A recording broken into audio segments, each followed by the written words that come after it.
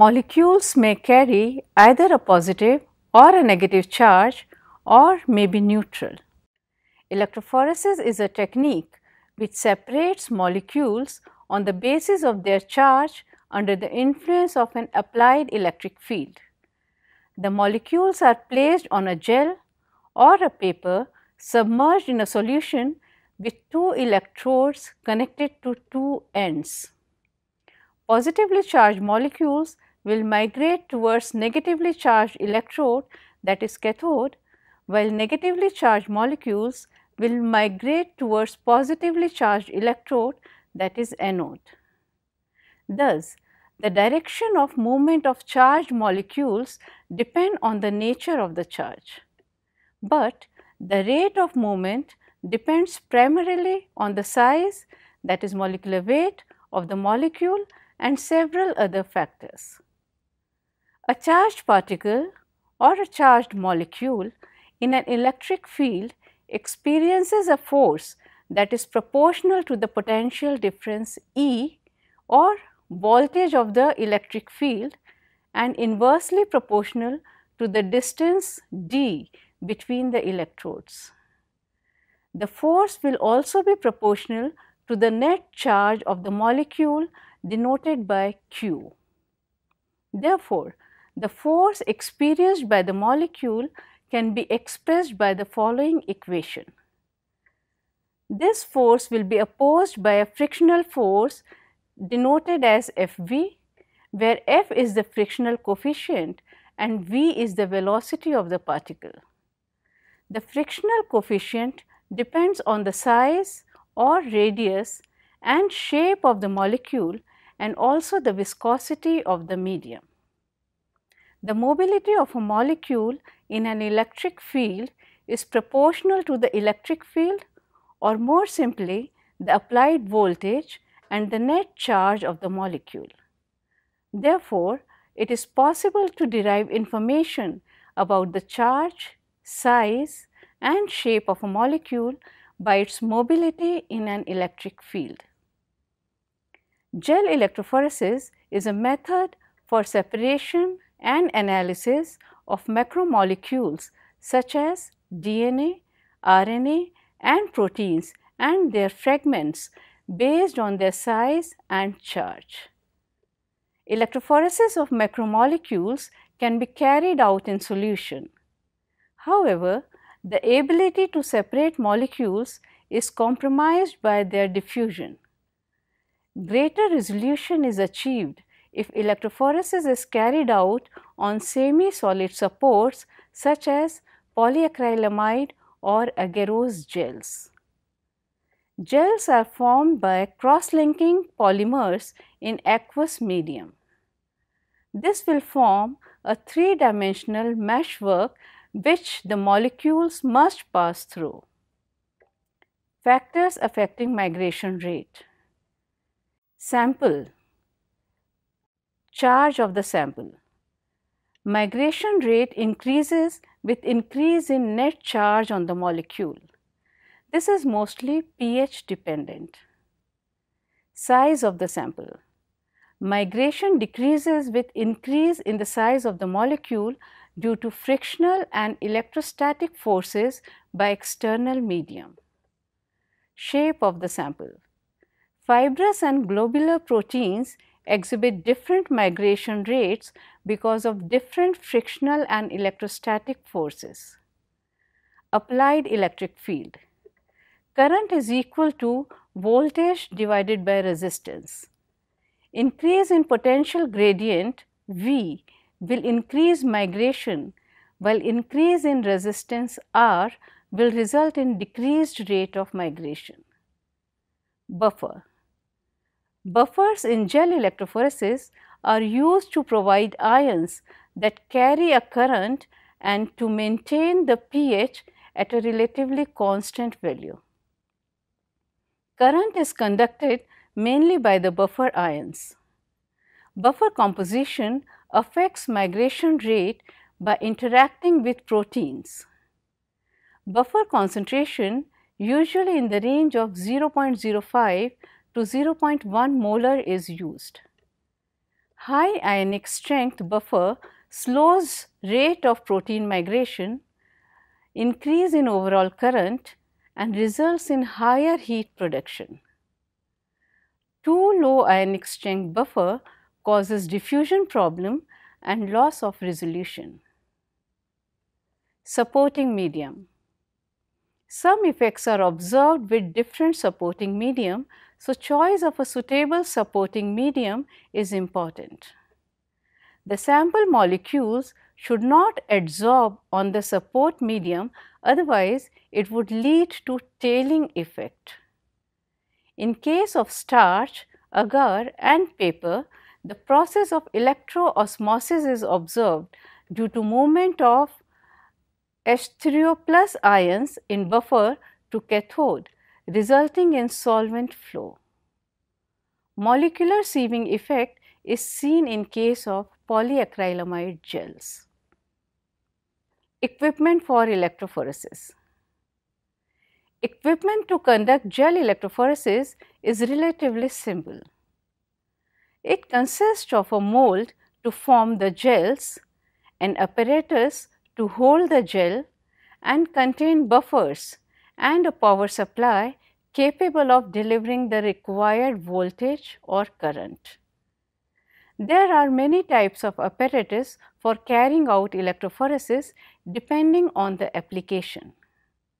Gels can be either in a vertical or horizontal configuration. Polyacrylamide gels are run in a vertical fashion and agarose gels tend to be run in a horizontal position. Gels can either be formed as cylinders by using glass tubing as a mold, often called tube gels, or formed as rectangular slabs. These slab gels are formed by polymerizing the acrylamide solution between glass plates separated by spacers. Typically, the gel is 0.75 to 1.5 millimeter thick. At the top, a comb is used to form sample wells. Slab gels allow multiple samples to be compared on the same gel, thus eliminating gel-to-gel variations. The formed gel is placed into the apparatus so that the top and bottom of the gel are in contact with chambers containing buffer. These chambers contain electrodes which are connected to a power supply. Thus, an electric field is generated across the gel when a voltage is applied. It is desirable to avoid changes in voltage or current. So, one should use constant current or voltage and also use a cooling system to remove the heat generated. Visualization. After the electrophoresis is complete, the molecules in the gel can be stained to make them visible. DNA may be visualized using ethidium bromide, which, when intercalated into DNA, fluoresce under ultraviolet light. Proteins may be visualized using silver stain or Kumasi brilliant blue dye. If the molecules to be separated contain radioactivity, for example, in a DNA sequencing gel, an autoradiogram can be recorded of the gel. Photographs can be taken of gels, often using a gel dock system. The results can be analyzed quantitatively by visualizing the gel with UV light and a gel imaging device.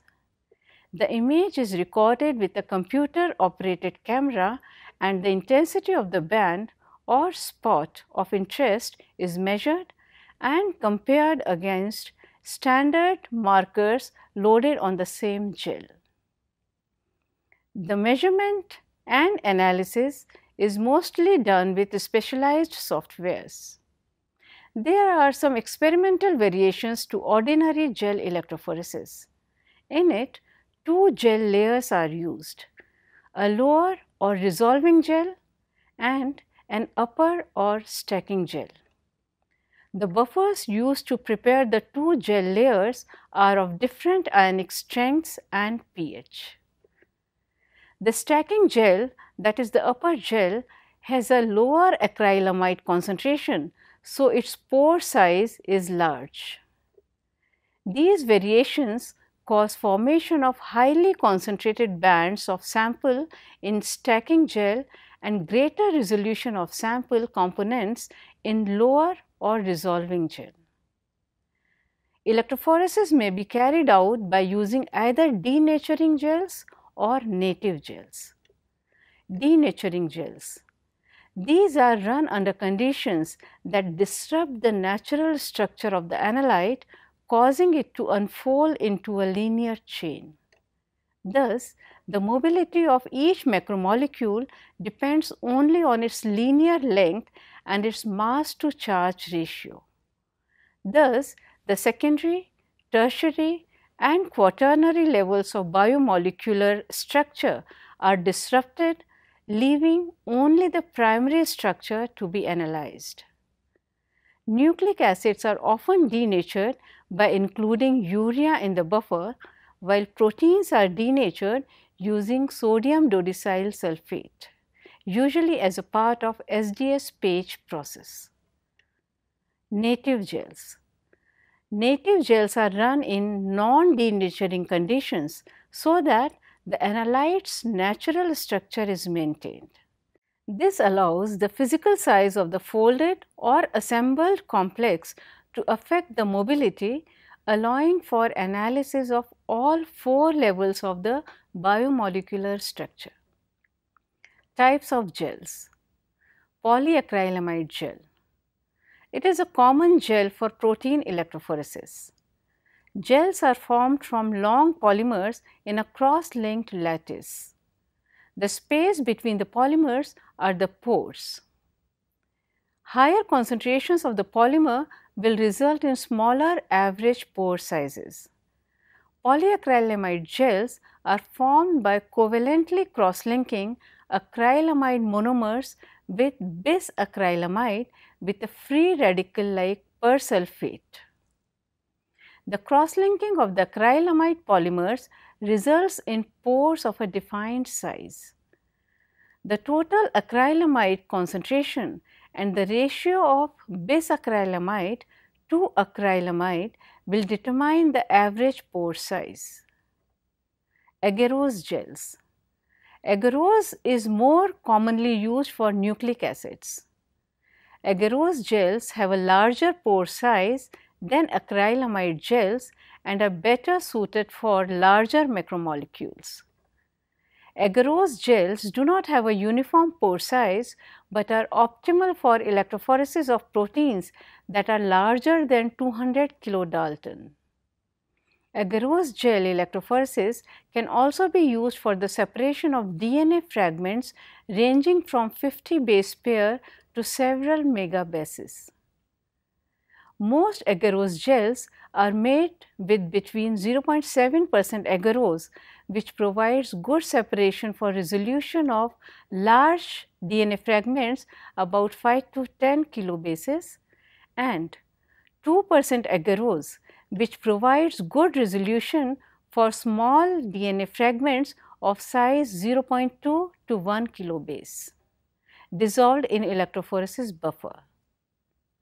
Low percentage gels are very weak and may break when they are lifted, whereas high percentage gels are often brittle and do not set evenly. Starch. Partially hydrolyzed potato starch makes for another non-toxic medium for protein electrophoresis. The gels are slightly more opaque than acrylamide or agarose gels. Non-denatured proteins can be separated according to charge and size. They are visualized using naphthol black or amido black staining. Typical starch gel concentrations are 5% to 10%. Few modifications of gel electrophoresis. SDS-Page. Polyacrylamide gel electrophoresis in the presence of sodium dodecyl sulfate that is SGS, is the most common form of protein gel electrophoresis. SGS completely disrupts protein-protein interactions and denatures almost all proteins, resulting in a complete unfolding of proteins. In addition, beta-mercaptoethanol or some other reducing agent is often used to break disulfide bonds. The SGS binds to the unfolded proteins, giving all proteins a similar shape, that is random coil or extent conformation, and a uniform charge to mass ratio. In other words, coating proteins with a negatively charged detergent minimizes the effects of a protein's net charge. Therefore, during electrophoresis, in the presence of SGS, the mobility of a protein now depends primarily upon its size, and mobility is inversely proportional to protein mass. Mobility in SGS gel electrophoresis is expressed as relative mobility, RF. The distance the protein migrated is compared to the length of the gel. That is, RF is equal to distance protein has migrated divided by gel length. Isoelectric focusing. Isoelectric focusing, or IEF, separates proteins based on their isoelectric points. The isoelectric point is defined as the pH at which a protein has no net charge, that is, the number of negative and positive charges are equal, and is a measure of protein's net charge. Separating proteins according to their net charge is accomplished by generating a pH gradient in an electric field. The effect of protein size on mobility is minimized by carrying out electrophoresis gel with large pore size, such as low acrylamide concentration, that is around 3.5%, or agarose gel. This large pore size minimizes the molecular sieving effects. A pH gradient is generated with carrier ampholytes. These ampholytes are a mixture of aliphatic amines and either carboxylic or sulfonic acid. They have a high buffering capacity, low molecular weight, and a range of pKa values. The ampholytes will continue to migrate in the electric field until they reach a position in which the local pH equals their isoelectric pH, that is pKa value. Here it has no net charge. The end result is formation of a pH gradient in which the most basic ampholytes are found at the cathode and the most acidic ampholyte are present at the anode. Proteins are also ampholytes and will migrate within the pH gradient until they reach a pH equal to their isoelectric point. The carrier ampholytes are needed since the protein concentration is generally not high enough to establish a stable pH gradient, and the isoelectric points of the proteins may not be uniformly distributed along a pH gradient. Two-dimensional gel electrophoresis, or 2D electrophoresis. Conventional electrophoresis separates proteins according to their charge to mass ratio. SGS page separates proteins according to subunit or polypeptide mass. Isoelectric focusing separates proteins according to isoelectric point. It is possible to sequentially combine the different types of electrophoresis and run two-dimensional gels. A common form of 2D gel electrophoresis is to first separate proteins by isoelectric focusing in tube gels. These gels are then equilibrated in SGS gel electrophoresis sample buffer and subjected to SGS page in a slab gel. It is necessary to carry out the IEF first, since SDS interferes with the isoelectric focusing. The 2D separation results in higher resolution since proteins are being separated according to two distinct properties, that is, charge and size. Applications of electrophoresis. Gel electrophoresis is used in forensic sciences, molecular biology, genetics, molecular biology and biochemistry research. Electrophoresis is used for the estimation of the size of DNA molecules, analysis of PCR products, separation of restricted genomic DNA, etc. It is widely used for separation of proteins. In this module, we have discussed the basic principle, components and types of electrophoresis.